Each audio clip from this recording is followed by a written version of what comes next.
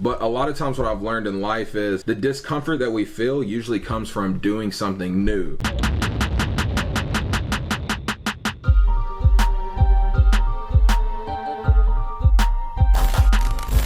What's up, guys? Welcome back to the channel. My name is Derek, aka Flippingahouse, and if you're new here, we talk real estate, financial literacy, and just how to get better. And today we're going to be tackling a topic that I often hear from realtors or people getting started in the real estate industry, and that is which real estate brokerage should I choose once you get your license. So if you're interested in that or you've been considering getting your license, stick around. Today's going to be a great video. Now, if you're starting over in a new industry like real estate, it can be very challenging and a little bit scary on what to do once you actually get your real estate license. So you spend a couple months getting your license and they teach you all these terms and knowledge, but you don't know how to apply it, and then you have to sign up for a brokerage and you're probably wondering, I don't even know where to start. So today I'm going to talk about some of the things that you should look out for with the brokerage, how to choose the right one for you, and how to make sure that you have consistent deal flow with this brokerage, which is probably the most important thing. Now, I think the first mistake that people make when they start to look for a brokerage or a place to hang their license is they focus on the commission split. Here's what I mean. When you're under a brokerage, you typically have what is called a commission split, meaning that anytime that you sell a property or do a real estate transaction,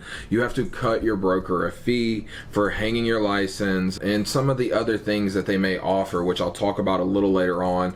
But I want to focus on this commission split because I think so many people, they look at this number and they make their decision on that, right? So what I see with most brokerages is either a 20 or 30% commission split, meaning that you get to keep 60 to 70% of that deal and you will have to pay your brokerage 30 all the way up to 50 or 60% depending on the brokerage and what they have to offer. Now, if you're brand new to real estate, this can be one of the worst things to focus on, because if you're new and you know nothing, I don't think that you should look for the brokerage with the smallest commission split, and here's why. Once again, if you're just coming out of school, of course you want to make as much money as possible, but in your first year, or I would even say 2 years of real estate, look at that as like a semester or two of college, or even I like to refer to it as a internship, because if you make money, that's great, but in reality, you're learning so much that sets the foundation for what your real estate career is going to look like. Now, oftentimes when you're coming into something new, you don't have the tools to make money. You don't even know what it looks like to go through a complete real estate transaction and which side of the transaction you're even going to be on. I always tell people, when you're new, you need to focus on being a buyer's agent or a seller's agent. And the reason that I say focus is because that is the key to succeed in real estate. If you're trying to do both, you'll probably end up doing none. But if you just focus on one specific skill and get really good at that, as time goes on, you'll be able to expand into other things that may serve you or may not, but you'll figure out what you truly like. And sometimes you may start it out as a buyer's agent and end up as a seller's agent. Sometimes you may end up doing both, but I think when you're fairly new, you should focus on one. But now that you've made a decision on how you want to attack your real estate career, like I said, whether being a buyer's or seller's agent, or maybe you start out doing apartment leases, the point being is you've made a decision. Now we really need to look at what the brokerage offers, not just the commission split. See, I don't like focusing on the money because a lot of brokerages may take a lot of money and they don't offer a lot, or they take little money and they offer nothing. So you need to understand where you're at in your career cycle and what brokerage is going to serve you. As throughout your career, you may find yourself switching brokerages, and that's okay.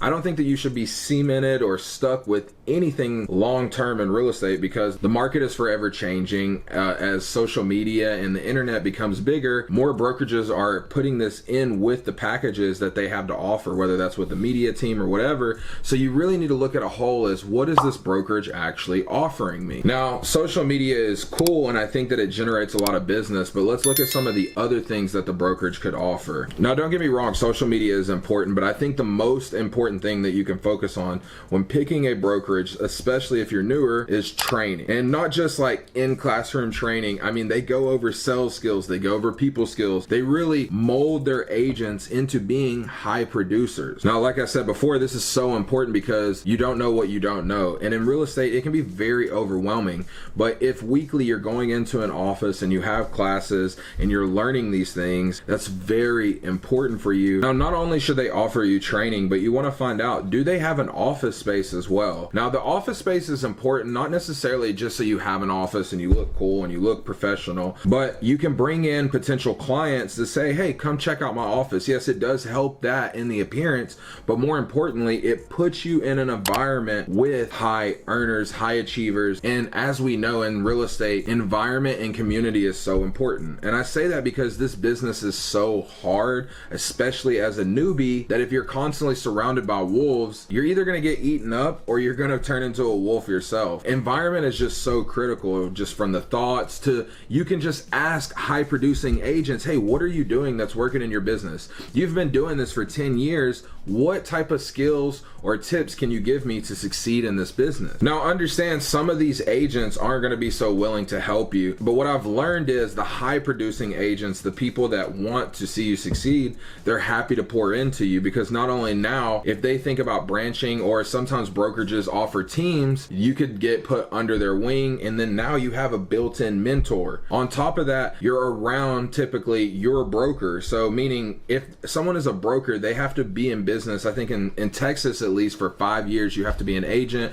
and then you can apply to get your broker's license. But my whole point to say that is you have to do a lot of transactions, you have to be knowledgeable, and you have to know what you're doing. On top of that, you have to have the willingness to be able to teach others, because how the brokerage is set up, they don't really get paid unless you get paid. And yeah, they could sell some homes too and make some money, but it is in their best interest to mold their agents, because then you just have a bunch of warriors bringing you in money. And it's a beautiful setup as someone who wants to look at becoming a broker, but these are some of the things to think about. So number one, don't focus on the commission split. Number two, look at what they have to offer, and do they offer office space and classes? Now let's go back to the social media aspect too, because like I said, businesses are growing with the times. The internet is so big in what we do and everything, whether that's Instagram, TikTok, or Facebook. It's a great way to generate leads. So in this day and age, I would say try to find a brokerage that has a focus on social media. And as somebody who does social media and has a following, I get a lot of deals through social media. And that's with zero marketing, right? That's just putting out content, sharing my day, sharing what I'm doing, and it makes for great content. And on top of that, it shows people, hey, I can help you do this business. I can help you get, money in your pocket, which attracts leads, right? So not only are we focusing on social media, but the brokerage should be teaching you, the sales process and leads and how to deal with the lead once you get it in, right? So like I said, I would try to find a brokerage that focuses on social media. I know there's a couple here in Houston that are big on that, and I think it's so important, especially because social media isn't going away, and it's a free way to generate leads. And on top of that, you can just share what you're already doing. So it's a win-win-win. Now, one of the last things that I would focus on when it comes to choosing the right brokerage is looking at the culture and the success of other agents, right? So when you go interview, talk to some of the agents that are in the brokerage, see how long they've been with them. If they've been there a long time, there's probably a reason why they have stuck around.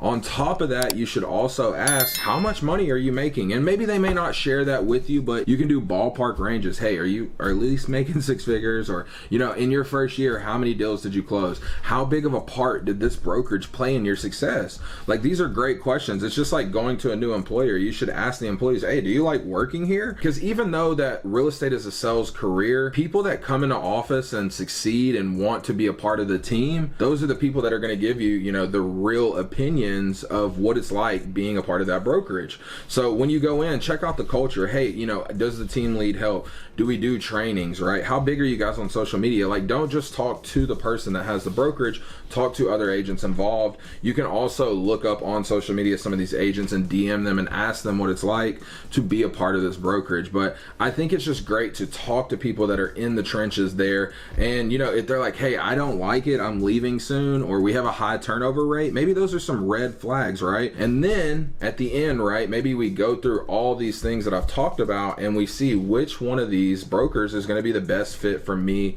and my career to succeed. And like I said before, don't think that you have to be stuck with these brokerages. If you go in and you don't like the environment, I think you should give adequate time, at least 2 to 3 months, because what happens is I think people jump in for a week or two and they're like, hey, this isn't for me. But maybe you haven't met the right person or the right mentor within that brokerage. Maybe you just haven't given it long enough time, or maybe you're just scared because you're just trying something new, and it's very vulnerable to be in that place. But a lot of times what I've learned in life is the discomfort that we feel usually comes from doing something new. A lot of times when I see things through for 3 to 6 months, even if I still come to the opinion of not liking it, usually my reason is a lot different. Now, if you get there and people are leaving after a week or two, or they're getting cussed out or sexually harassed or just something weird, obviously leave the building, right? Don't look back. But I want you to know that you're never stuck in a place when it comes to real estate. Nobody makes money until we make money, which is the beautiful and scary thing of this business. So if you're not making money, if you don't have the support, then leave, right? And you know, if you're an agent that's been doing this for some years and maybe you're not happy with your brokerage, maybe you look at other options that do have a better team training, support, social media, and culture that can really help you succeed in this business. Because I can tell you guys, most people don't last more than 2 years in this business. And I think it's mainly because they don't have the right support, the right brokerage, or maybe they feel like they're being taken advantage of with the commission split. But I don't think that the commission split should be the main focus until you really get some experience under your belt, and then you can be more choosy on how much money you want to keep. And I know agents that work for big brokerages where they have a huge commission split, but they are happy because the leads are provided for them. And I think that's another thing you need to look at, right? When commissions are being paid out, you know, and you're having to do this split, what are you really paying into? And really ask your broker, what does this money go to? And I think that will help finalize your decision, because it's not just about getting leads in and, you know, selling houses and making a post. It's really about building a connection with your clients, because I can tell you guys, some of your best deals and best opportunities are going to come from referrals. And those referrals come from you providing great service, being knowledgeable, being on social media, and just being happy about the brokerage that you work with. So I hope this video has been helpful for you guys. If you like what you heard, please make sure you like, subscribe, turn on post notifications, because I'm dropping weekly videos, not just informational stuff, but I actually show you guys vlogs and, you know, other ways to get into real estate. But if you're not already, make sure you're following me on Instagram and TikTok. Until next time, peace.